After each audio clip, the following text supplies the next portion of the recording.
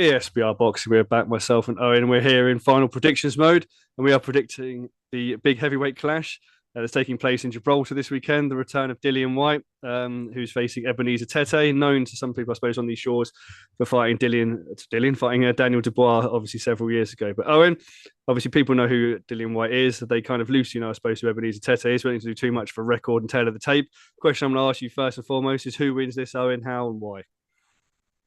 I think it's actually harder to predict than I imagine. Obviously, Dylan White's got to knock him out.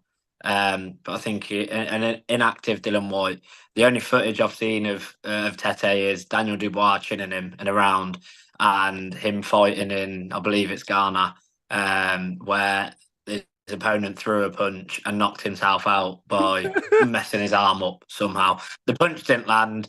It was nowhere near. So, yeah, that it's impossible to judge Tetteh, but he fought a young Daniel Dubois 5 years ago, got chinned in a round. So I'd firmly expect Dylan Whyte to go in there and demolish him. But with how inactive Dylan White's been, it wouldn't surprise me if he still gets him out of there, but doesn't make a meal of it, but makes it harder work than it should be.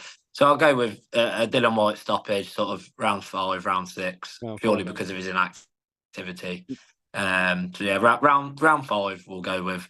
I agree with you. I think very underwhelming stoppage. Yeah, I totally agree.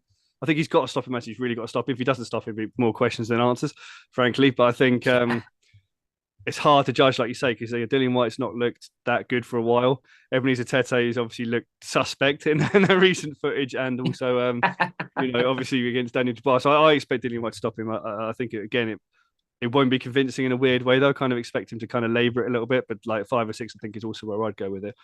Let's just pick up on the heavyweights, I suppose, Owen, here. Because Dillian Whyte, I suppose he fought Jermaine Franklin back in 2022 after Tyson Fury.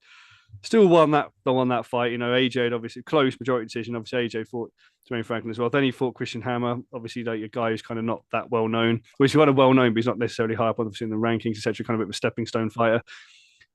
Where do you think really Dillian Whyte can kind of go at this age? He's 36 years old now. Do you think he gets on any of those Saudi cards? Do you think he gets a top 10 sort of fight? Do you think he gets a big fight, semi-big fight after this? How do you kind of see his career going?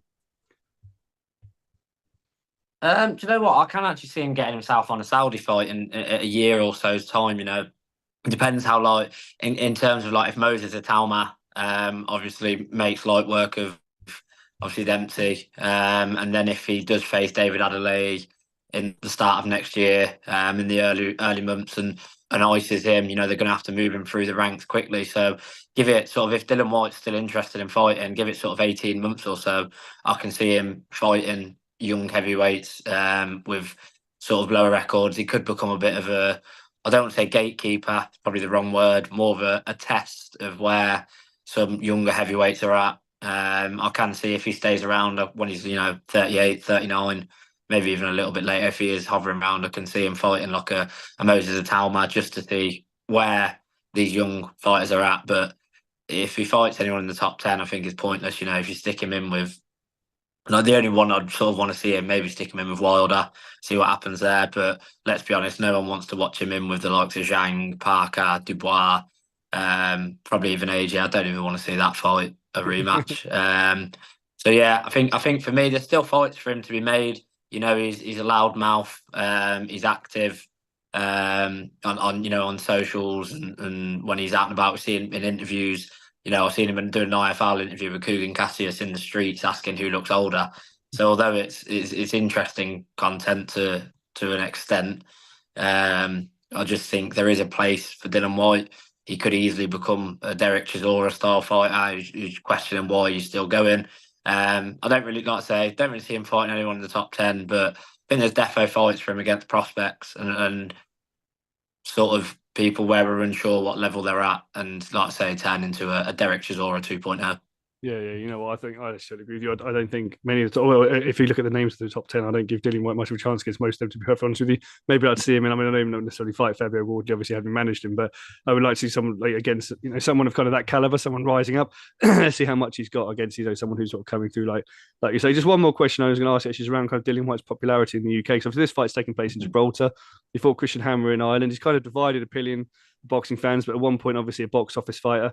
Do you think that popularity in a way has waned? Do you think there's a big audience for him in the UK still, or do you think that the heavyweight division has moved on?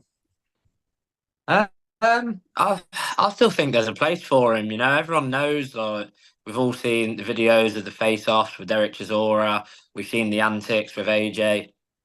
You know, like you say, although he's not, let's say, a box office like a Mayweather, he is box office in terms of he's unpredictable.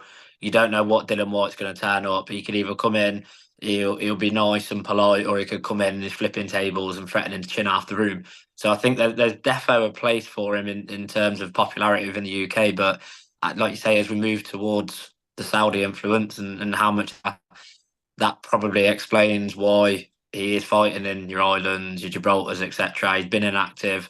We haven't seen much of him over the last few years. But if he can get back to his old self, not even necessarily in terms of fighting, if he turns into that, I'm the can man anytime, any place, anywhere, I'll do this to you, etc., etc., you know, giving those antics and entertainment, then I think the UK public will still buy into him. But it's just a case of if they can't get the right opponent for him, then I don't think there's any interest at all. No, I totally agree. Well, thank you very much. I won't say that's all we've got time for, but obviously both of us going Dillian Whyte KO. Guys, let us know in the comments whether you agree or disagree. And obviously, as I said at the top of the video, please like and subscribe, leave some comments. So that'll obviously, feedback if you want. That'll help us inform, obviously, the content that you see. But Owen, thank you very much for joining me.